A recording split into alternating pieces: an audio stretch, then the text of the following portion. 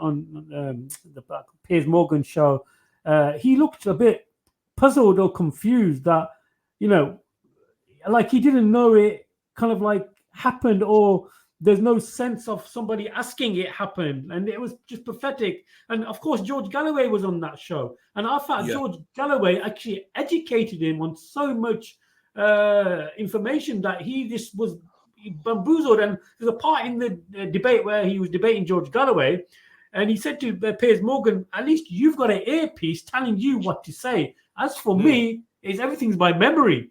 And that was amazing how he kind of dealt with Mohammed, that situation.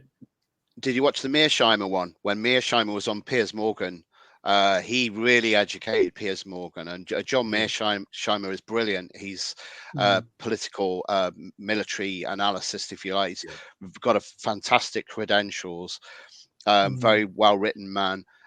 He's total rationalist. He's the way that he speaks about all that's going on right now.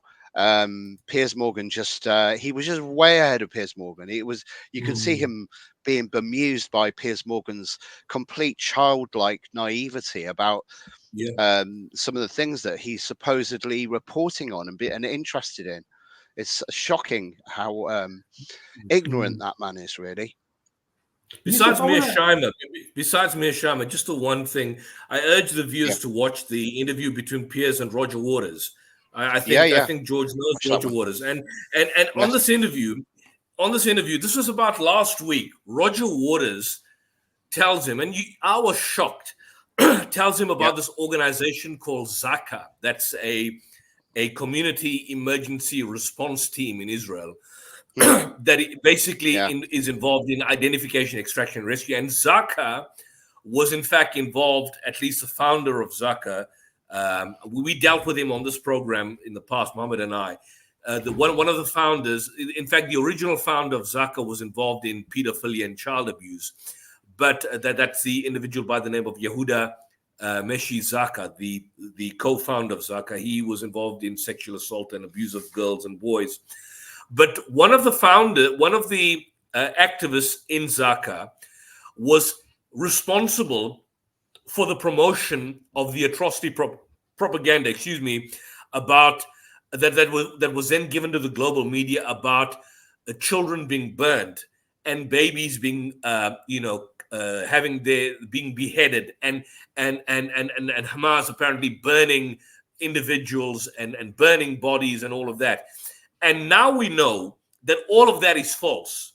All that was basically false, because the Haaretz Israeli newspaper, they basically exposed the spin that Zaka was attempting to spread what they would view and describe as atrocity propaganda. Even Israeli publications like Ynet and the Yedioth Aronot have exposed this particular organization, Zaka. And the point is that Roger Waters brought this up with Piers about the atrocity propaganda that was behind the story of the mass rapes and the beheadings and so on, which the Times of London has now also confirmed as well. And Piers didn't know what Zaka was. He didn't know the basics of what Zaka really is and what it stands for and what it did. So you've got a situation where there's just simply talking points that they have, the same talking points, and this is just regurgitated en masse. Do you condemn Hamas? What happened on October 7th? Do you agree that I have a moral quandary about the proportionality? That's not good journalism. That's gutter journalism, pathetic journalism, which is ironic because, when he was the editor of the Daily Mirror, he had arguably one of the greatest war correspondents working at the Mirror back in 2003, John Pilger. And he is emblematic and reflective of the low level of mainstream corporate media in the world today, just like his boss, Rupert Murdoch. And this is the problem that we've got. So it's therefore platforms like this, South African Debate Initiative, the Coventry Faith Foundation, Your Workers' Party, are the people out there that need to get the information out there and expose the spin and the lies and the propaganda. Yeah. Because it's only by propaganda, and indeed the most vicious type of atrocity propaganda, that you can create a sort of desensitization in the minds of the masses, that when Palestinians are killed or butchered or murdered, people don't really care. I mean, it's similar to what happened in your country in the 50s. You know, in the 50s, there was the satirical portrayal of the Mau Mau in Kenya. And they were portrayed as big black monsters, you know, demonic and in a grotesque form. The worst kind of atrocity propaganda you could see. And what that did, that desensitized the British population, that eventually when the British in fact massacred more than 7,000 Mau Mau in Kenya, nobody batted an eyelid.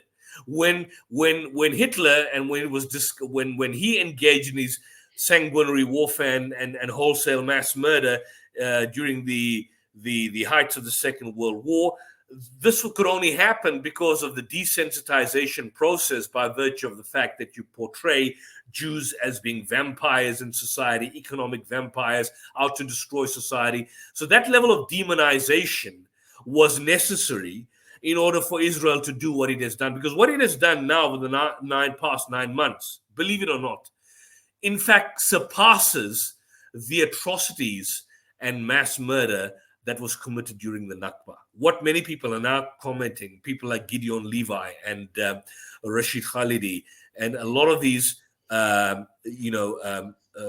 experts on the Palestinian-Israeli position are saying that what we're seeing now in real time is actually history in the making, that this is something Israel has never done before. It's never done. The level, I mean, even if you go back to the past massacres of Sabra and Shatila, where 2,000 were killed in one day. That was a massacre of note, overseen by Ariel Sharon. But those were pockets and areas of massacres. This is wholesale massacre, wholesale genocide that is taking place. And that's why it's quite clear and evident why